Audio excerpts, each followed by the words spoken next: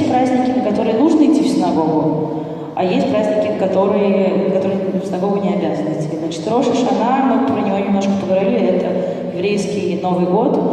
Его символом является яблоко, которое едят в честь... Вообще в иудаизме очень много про еду. Это народ, который любит поесть, и вообще символика, она проходит через еду. Мы едим это яблоко в честь сладкого Нового года. Мы едим этот гранат, потому что количество гранатинок в гранате, вы считаете, что их 613 и 613 заповедей в иудаизме, и поэтому мы едим гранат. Мы обмакиваем кусочек яблока в мед, потому что Израиль еще и называется страна, текущая молоком и медом, и мы вспоминаем Иерусалим. Значит, окей, это один праздник, такой.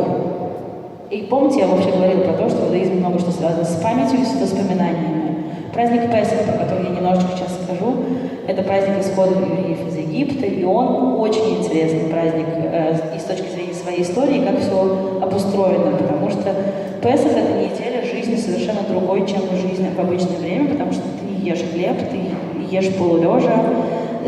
Седер Песах — это застолье, с которого все начинается. Не в этом месте будет сказано, но по атмосфере это, в общем-то, есть в этом что-то такое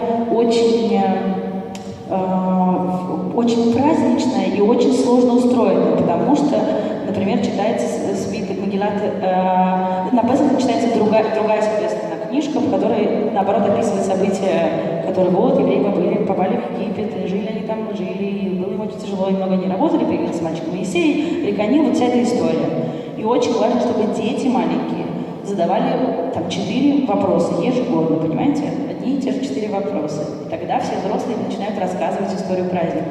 Это делается для того, чтобы дети тоже понимали историю того места, откуда они, историю и культуру той страны, откуда они взялись. Едят хлебом отцу. Маца — это белая такая штучка, это насальный хлеб, который не доквасился, да, это насальная вода и мука, она тоже подается. Она продается, ее можно есть не только так в эту неделю, но в эту неделю просто хлеб нельзя есть. Вот такой есть праздник. Есть праздник Ханука, который вообще с другим связан. Он связан с тем, что евреи жили себе спокойненько в Израиле, и как будто бы все было хорошо. Тут пришли греки, и сначала, пока был македонский, вроде как было еще тудым-сюдым, и как-то нормально не справлялись, дружили дальше. Но в какой-то момент евреи начали очень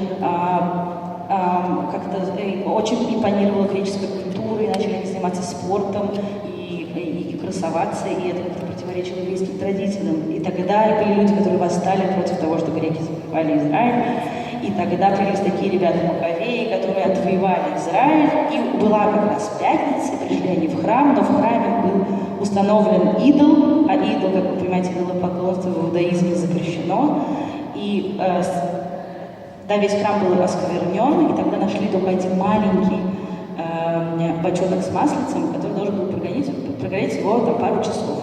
А он прогорел целую неделю, и в честь этого неделю празднуется праздник Ханука. То есть всегда все праздники будут какая-нибудь история про то, что было с еврейским народом. Или, мой любимый праздник — это праздник Пурим. Это, наоборот, в честь персидского жизни в Персии еврейского народа. И такой очень важной девушки Эстер, которая спасла свой народ от казни.